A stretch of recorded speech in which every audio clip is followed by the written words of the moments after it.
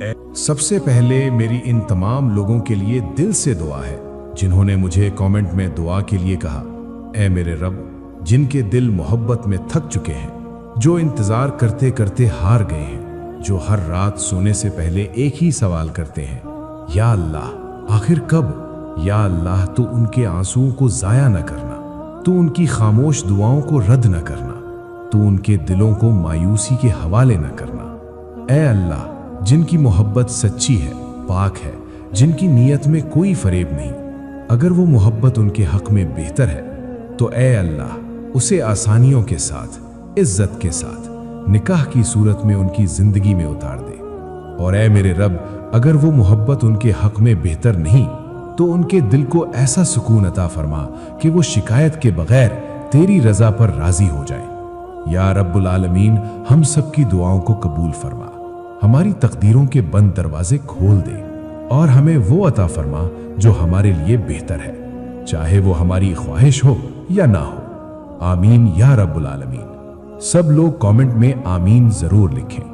क्या पता आपकी आमीन किसी और की दुआ की कबूलियत बन जाए। अस्सलामुअलैकुम मेरे प्यारे व्यूअर्स, आज मैं आप सबके लिए एक ऐसा मौजू लेकर आया हूं जो सीधा दिल की गहराइयों में उतर जाएगा, जो थके हुए दिल को तसल्ली देगा और उस सवाल का जवाब बनेगा जो शायद आप बरसों से अपने दिल में छुपाए बैठे हैं।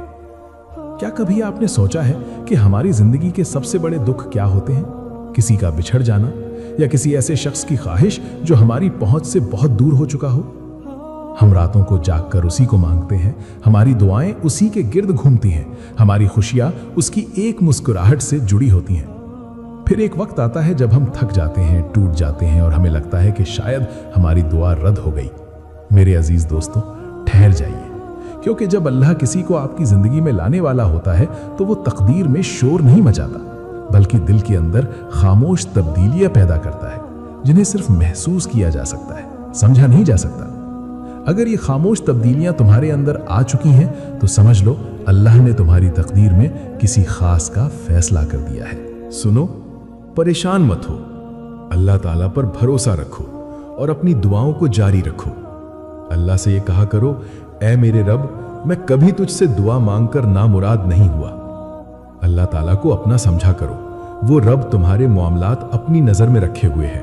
तुम्हारा रिस्क, तुम्हारी खुशियां, तुम्हारी जिंदगी, तुम्हारी फैमिली, तुम्हारी हिदायत के असबाब, ये सब तुम्हारे रब के हाथ में है।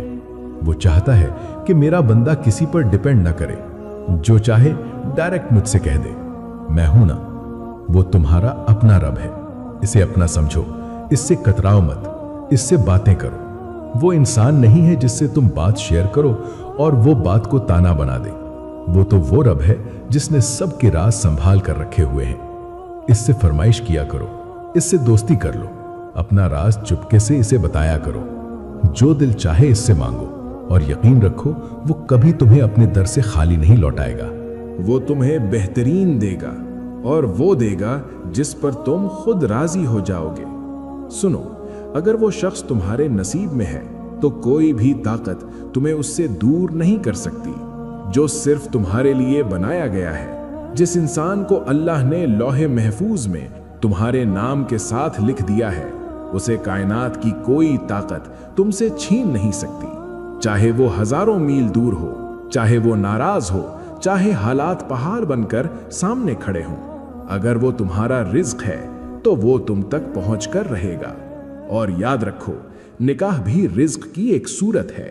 अगर वो तुम्हारा है तो वो जरूर तुम तक आएगा। पहली निशानी, दिल का अल्लाह से सवाल करना। अब आप लोगों से कम और अल्लाह से ज्यादा बातें करते हैं। अब सवाल ये नहीं होता कि वो शख्स क्यों नहीं आया, बल्कि सवाल ये होता है कि या अल्लाह, तू मुझे क्या सिखाना चाहता है। वासिफ अली वासिफ रहमहुल्लाह कहते हैं, जो रिश्ता इंसान को अल्लाह से जोड़ दे वो कभी जाया नहीं जाता, चाहे वो मुकम्मल हो या ना हो। ये निशानी बताती है कि मोहब्बत अब ख्वाहिश नहीं रही बल्कि इबादत बनती जा रही है। दूसरी निशानी, खामोश निशानी, गुनाह से नफरत, हया की तरफ झुकाओ। जब किसी खास का ख्याल आपको झूठ से रोक दे, गुनाह से डरा दे और अल्लाह के नाराज होने का एहसास दे, तो समझ लीजिए ये आम मोहब्बत नहीं। कुरान कहता है, बेशक दिलों का इत्मीनान अल्लाह के जिक्र से है। सूरतुल राद आयत 28। ये निशानी जाहिर करती है कि अल्लाह इस रिश्ते को पाक रखना चाहता है इससे पहले कि वो उसे मुकम्मल करे। तीसरी निशानी, खामोश निशानी, दिल का सुकून हालात से आज़ाद हो जाना।